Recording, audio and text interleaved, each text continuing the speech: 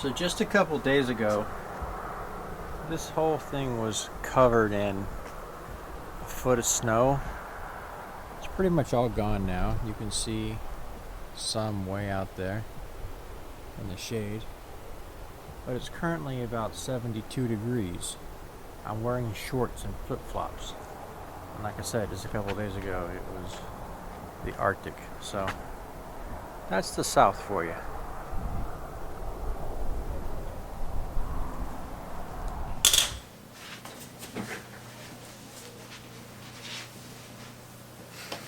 Afternoon, everybody. Christian here. Today is March the 2nd. It is early in the morning, about maybe not even 8 o'clock or maybe 8 o'clock a.m. I'm getting tired, being that I work nights, even though today is the end of my second day off. And I still have to keep that schedule, and of course, my family keeps the opposite schedule, so it's a little bit frustrating there, but no big deal. I'll get used to it.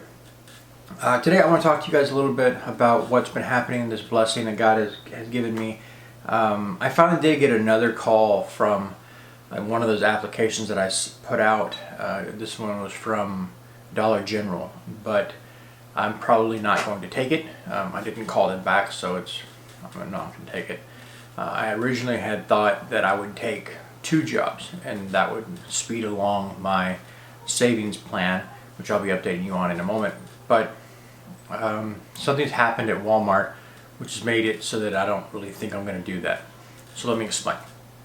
As you know, a month ago, as of today, I started working at Walmart, and that's been a blessing. I was looking for work, and that was the company that I wanted to work for above anybody else. That was the number one place.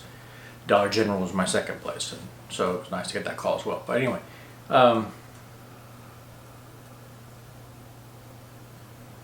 we had this snow, a bunch of snow fell. I went in to get my first paycheck.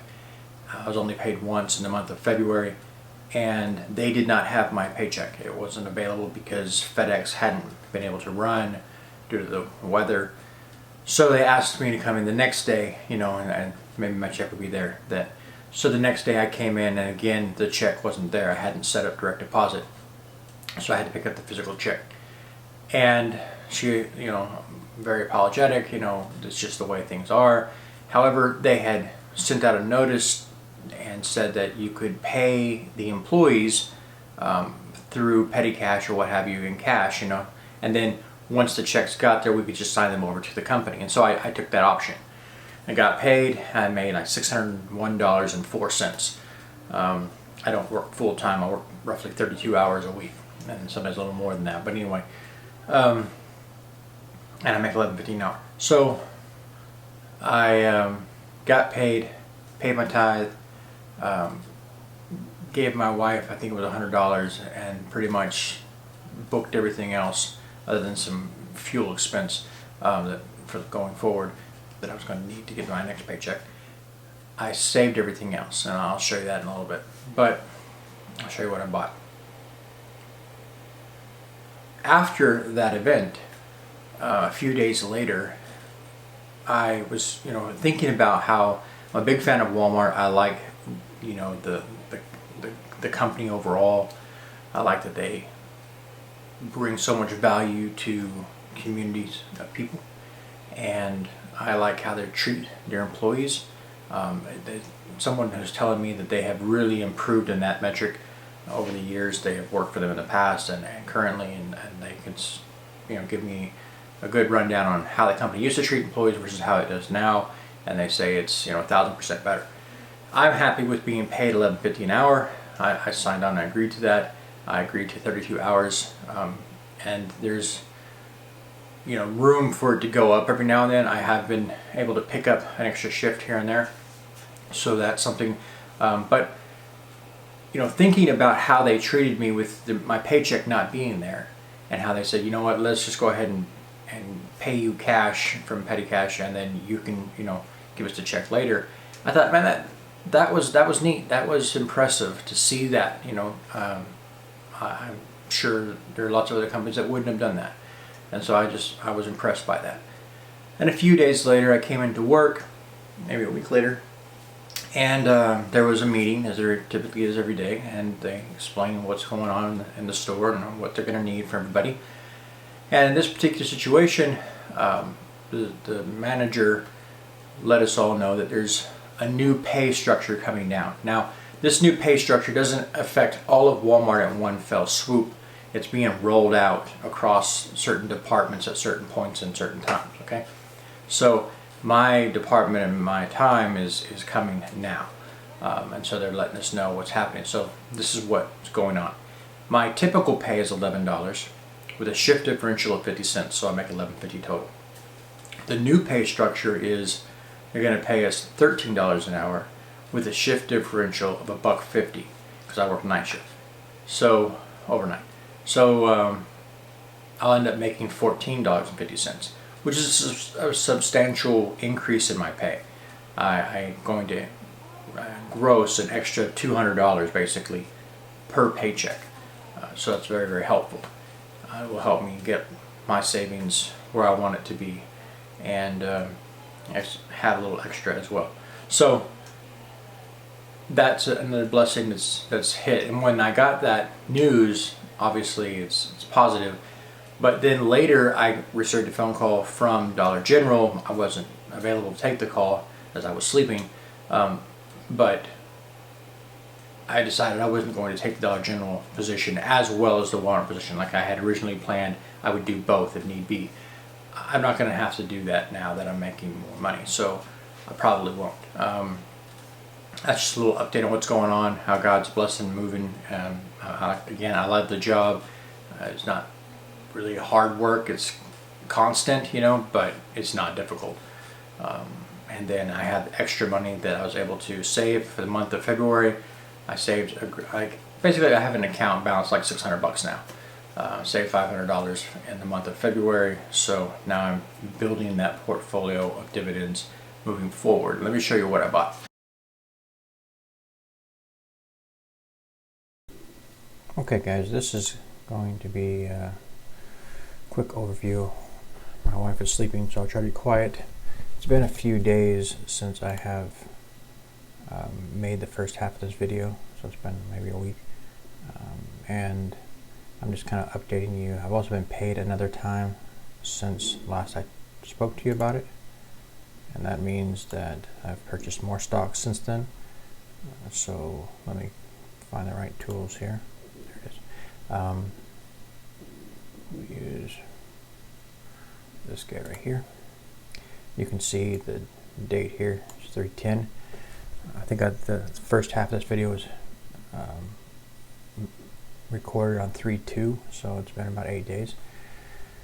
Basically, what I have here is a spreadsheet. This is the S&P 500 components, every different company within the S&P 500, and then showing the name of the company, the symbol, the current price, the PE ratio, the dividend yield, so forth and so on.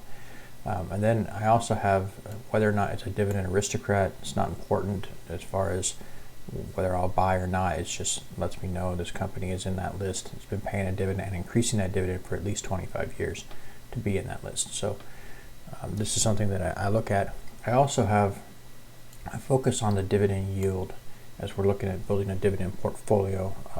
So it's an important element there. In this current model, what I look for is anything that's trading in a situation where the dividend would be yielding 4% or greater. So this right here is my buy list. I'm not necessarily going to buy everything on this list, but this is where I would go shopping from. And so this particular pay period and the last, I went shopping on this list. And let me be the first to tell you that I'm not a licensed anything, so you shouldn't be listening to me for investment advice.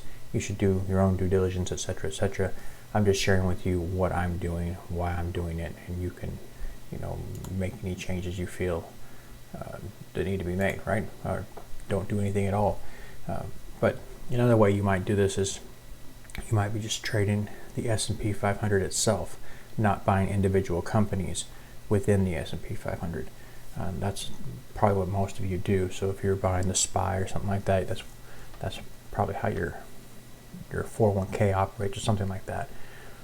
Or maybe you're doing, a 401k that's focused on large cap companies, and many of them would be listed here. So just kind of keep that in mind. I have made a few different trades, and I'll show you right quick. If I go over here to dividend payments, can I do that? Let me do that. Let's see. I think that works. Over here on the dividend payments, I have it kind of laid out weird, but I'll explain it to you. I have received the month of February 2021. I received $2.36 on an investment that I had as a trade going on, and just happened to pay a dividend during that time. And I received that dividend, and I later closed out that trade because the company was bought out by somebody else, and I didn't want to hang around for that. So closed out the position. But I did make a $2.36 dividend on that position, but it will not be carried forward into future years. That's why it's just one off and it doesn't carry forward for following years. Then I went out and I've been accumulating a particular company that is going to be paying me a dividend of $20.64, assuming my math is right, in the month of April, and then he'll again quarterly in the month of July, and then again in October, and then following year in January. In this particular year's January, obviously I wasn't employed with Walmart, wasn't being paid, wasn't buying company, and therefore I wasn't, going to be making that money that particular month. And so anyway, it will carry forward for as long as I continue to hold that company's stock. Right now, I don't see any reason to sell it, so I'll be just holding it. But let me show you real quick what I've actually purchased.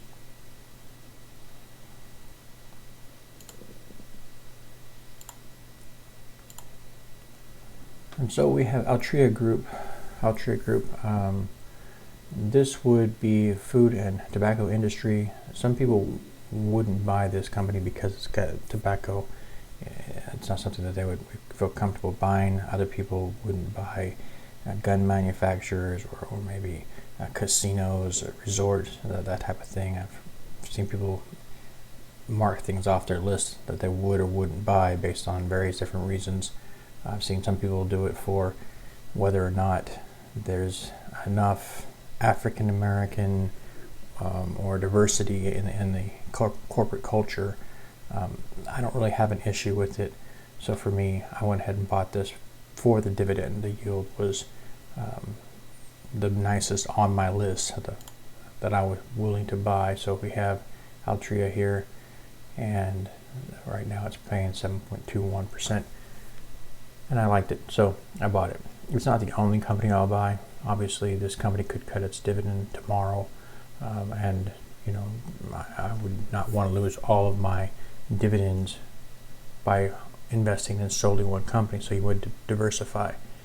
There are other companies on the list that you could purchase, maybe because they had higher dividend yields, but once they get up too high, especially around the 10% range, it starts getting questionable as to whether or not they're going to be able to maintain that. They become like traps for people who are looking for yield. They'll run after them and only find out later that, wait a minute, the company couldn't actually maintain that. They ended up cutting the dividend, and then the stock price drops as well, etc., etc. With Altria, I didn't feel that was an issue, at least not right now, so I felt comfortable there. I was also buying AT&T, another nice dividend yield. I've kind of bounced around between these two, and I'll buy this one again given the opportunity.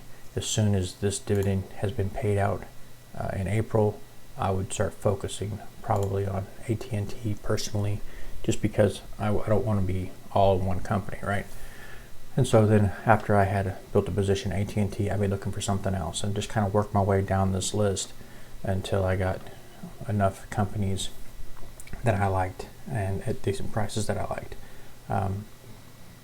That's just kind of a rough overview. Obviously, there's a lot more that goes into investing in different companies, different industries. You want to know what percentage of the earnings is being used to pay the dividend, etc., etc. So, again, I'm not trying to give you investment advice, just kind of giving an overview of what I'm doing, why I'm doing it.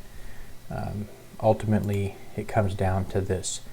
I want to see the annual cash flow from this portfolio grow.